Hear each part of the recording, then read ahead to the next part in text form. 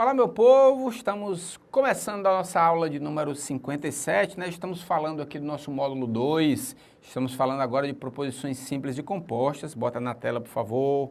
Homero, meu amigo, olha só, tá aí, ficou tudo prontinho, falamos da simples e da composta. A ideia da composta é que eu preciso de algo que ligue, que junte essas duas proposições, é o que nós chamamos do nosso conectivo. Eu gosto de brincar nas minhas aulas que eu tenho que botar um cuspezinho, para segurar as duas, para prender as duas, não pode ficar solto, tá? Como nós já vimos já anteriormente, nós podemos colocar, por exemplo, um ou é um conectivo, nós falamos um pouquinho antes. Nós podemos colocar um i é um conectivo também. Olha como é que fica, o gato late ou o cão mia. O gato late e o cão mia, certo? São duas situações que nós temos de transformar duas proposições simples em uma proposição composta. O gato late ou o cão mia. Eu deixo de ter separadamente duas proposições simples para ter uma proposição composta, nesse caso que nós chamamos de disjunção, tá certo? Então isso é o conectivo. Ele serve para ligar essas duas proposições simples. Aliás, serve para ligar proposições simples. Então, sempre quando eu tenho duas proposições, eu preciso de um conectivo para ligar essas duas proposições, tá? Digamos que eu tenha 4 conectivos, então eu devo ter eu tenho 4 proposições simples. Para que elas se transformem numa proposição composta, eu preciso de conectivos, 3 conectivos que a liguem, né? Que a juntem, né? Que as conecte para transformar-se numa proposição composta, beleza? Bom, os conectivos nós vamos ver todos eles agora, tá certo? Primeiro, de uma análise simbólica, né, o seu nome, a sua definição e o seu símbolo que aparece por aí, né? Vocês têm os seguintes conectivos. Nós já falamos do conectivo i, nós já falamos do conectivo ou, temos também o se então, para mim. O conectivo mais importante é um pouco mais complicado, né? Mas acho que o que as bancas dão mais enfoque quando se trabalha nas provas de concurso. Você tem o se, somente se.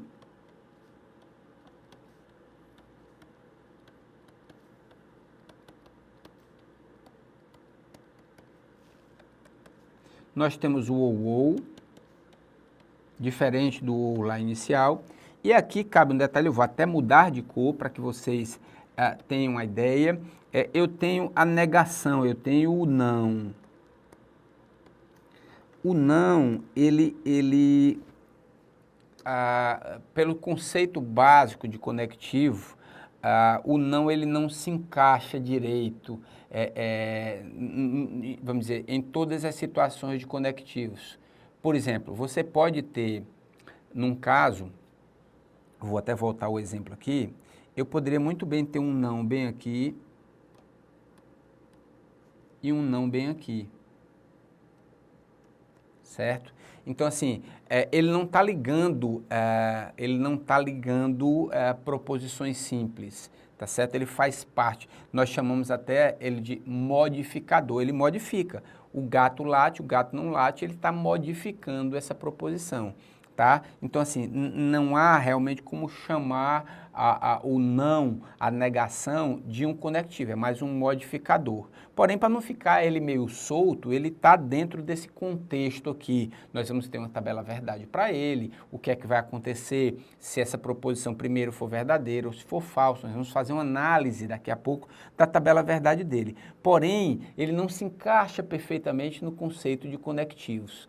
Tá? O conectivo realmente serve para ligar duas proposições simples, né? No caso do não, ele não se encaixa. Então fica esse alerta aí para vocês, tá certo?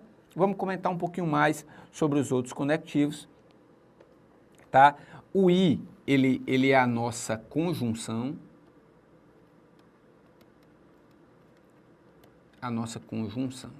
E nós já vimos que existe uma simbologia para isso, certo? As bancas gostam de utilizar, vocês viram ali o CESP colocando, outras bancas também gostam de trabalhar com esse símbolo, né? Essa forma. Então, toda vez que você vê, por exemplo, um P e Q, é uma proposição composta onde eu tenho uma conjunção, onde eu tenho um conectivo I, tá certo? A nossa nosso ou é o que nós chamamos de disjunção. Disjunção. Ou também aparece, alguns livros se colocam também a disjunção inclusiva. Daqui a pouco eu explico, guarda aí, marca aí, que daqui a pouco eu vou explicar por que eles chamam de disjunção inclusiva. Tá? O se então, nós temos a condicional. Também, gente, tem autores e tem bancas que chamam o se então de uma implicação. Também vamos comentar sobre isso. A implica B. PH, você passou, não falou do símbolo, já vou falar, pulei realmente isso aí. O da disjunção, né, é um ou, o vizinho já disse, tá? E a nossa condicional, o nosso se então, a nossa implicação, eu tenho P, se então que, é uma setinha, ou então P implica que, ele também já apareceram. A FCC já colocou uma questão assim, P implica, ele deu a proposição P, deu a proposição Q e perguntou para a gente o P implica que, como é que fica assim, né? A ESAF já colocou falando de implicação, vocês viram lá no conteúdo programático algumas citando implicação lógica, então tem a ver aí com o se então, com a nossa condicional, tá? O se, somente se, é a bicondicional.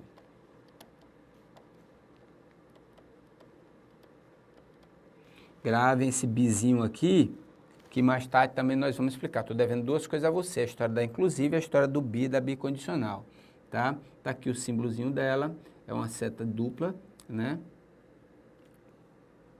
O ou, eu tenho uma disjunção exclusiva. Lá em cima é só disjunção ou disjunção inclusiva. Aqui embaixo é a disjunção exclusiva, é o ou, P ou que, tá aí o símbolozinho com o tracinho embaixo. E o não é a nossa negação, certo? É o nosso modificador.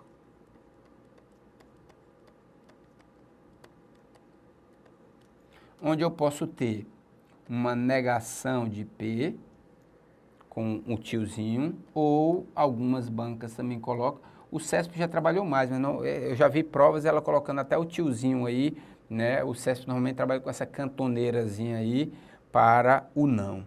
Tranquilo, pessoal? Essa é a forma que nós temos. Nós vamos poder encontrar tanto nessa definição como conjunção, como disjunção, como também na nossa parte simbólica, tá certo?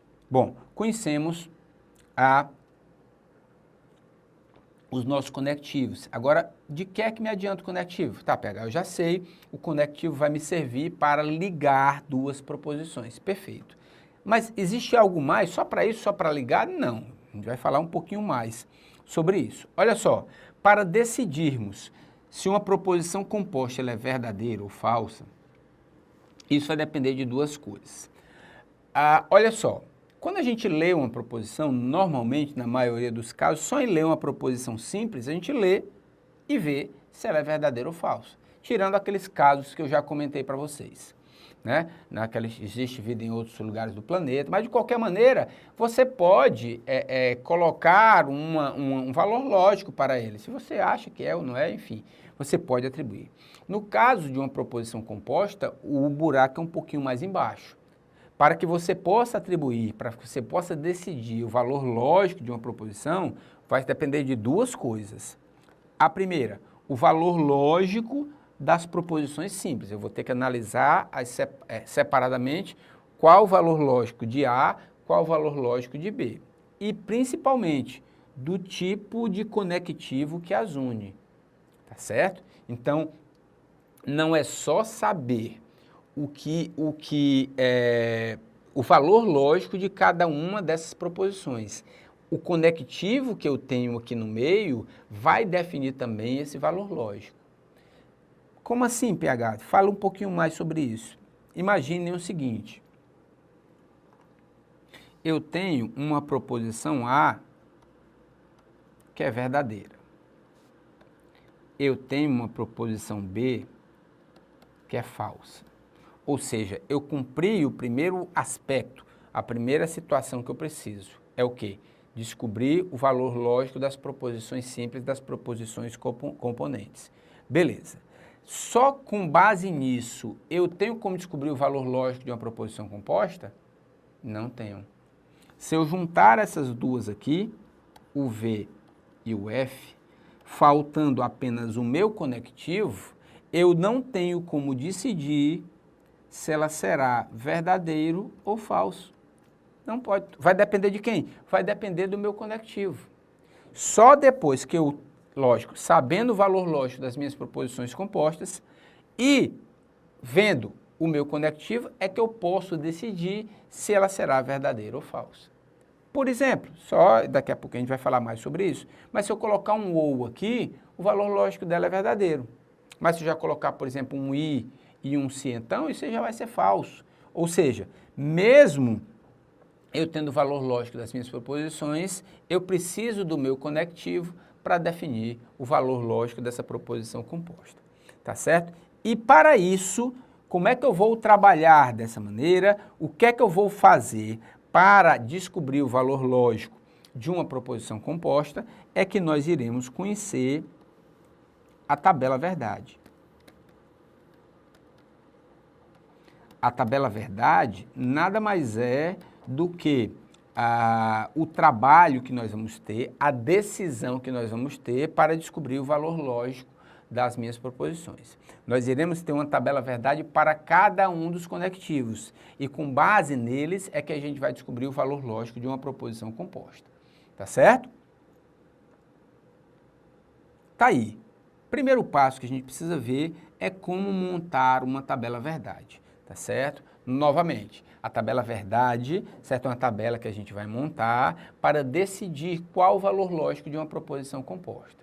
Nós já vimos, para trabalhar com proposição composta, nós precisamos saber de duas coisas. Primeiro, o valor lógico das proposições componentes, das proposições simples. E segundo, qual o conectivo que as une. Tá certo? Bom, para a gente montar uma tabela verdade, a primeira coisa que a gente precisa saber é a quantidade de linhas, né? A quantidade de combinações que nós podemos ter nessa tabela verdade. Fórmulazinha bem simples, é 2 elevado a P, onde o P é o número de proposições simples. Por exemplo, se eu tenho uma tabela com duas proposições simples, eu vou ter o número de linhas igual a 2 ao quadrado, que é 4. A minha tabela verdade terá 4 linhas. Se eu já tenho uma tabela verdade, se eu tenho 3 proposições, então o número de linhas da minha tabela verdade será 2 ao cubo, que é igual a 8. Pelo amor de Deus, não vamos dizer 6, tá? Mas tudo bem, deixa para lá. Olha só, se eu tivesse 4, 2 à quarta, 16. Se tivesse 5, 2 à quinta, 32 e assim sucessivamente, tá certo? Então, o primeiro passo que eu preciso saber para descobrir uma tabela verdade é saber o número de linhas dela, já descobri. Aí a gente faz assim, bom, na minha tabela verdade com duas proposições, eu vou trabalhar com A e B, tá? Proposições A e B. Aí eu faço assim, ó, A, B. Pronto. Pensemos, e aí existem várias formas da gente montar essa tabela verdade, eu vou dizer uma, você pode ter até seu método, enfim, que você viu de um outro professor, tá? Mas imagine o seguinte, eu acabei de fazer o cálculo, eu tenho uma tabela verdade com 4 linhas. Aí eu faço assim, 4, beleza, 4. Vamos dividir por 2. Por que por 2? Né? Sempre por 2. O 2 é elevado a alguma coisa, sempre por 2. 4 dividido por 2 vai me dar 2. Então, eu irei preencher na primeira coluna duas vezes, ó. 2 verdadeiros e 2 falsos. Ok? Vamos de novo? Tenho 4 linhas, vou dividir por 2, vai me dar 2, então eu vou preencher 2 verdadeiras e 2 falsas na primeira coluna. Beleza? Beleza. Dividir 4 por 2 já deu 2. 2 dividido por 2 vai me dar 1. Então, na segunda coluna, eu preencherei de 1 por 1. De 1 por 1. Verdadeiro, falso, verdadeiro e falso. Está montada a nossa tabela verdade para duas proposições. Tá certo? Não existe uma outra combinação de V e F que não esteja aqui. Ou eu tenho duas verdadeiras, ou eu tenho duas falsas, ou uma verdadeira e uma falsa trocando de posição. Isso é uma tabela verdade para vocês. Beleza? Tabela verdade de duas proposições, daqui a pouco a gente volta comentando mais. Beijo no papai e na mamãe.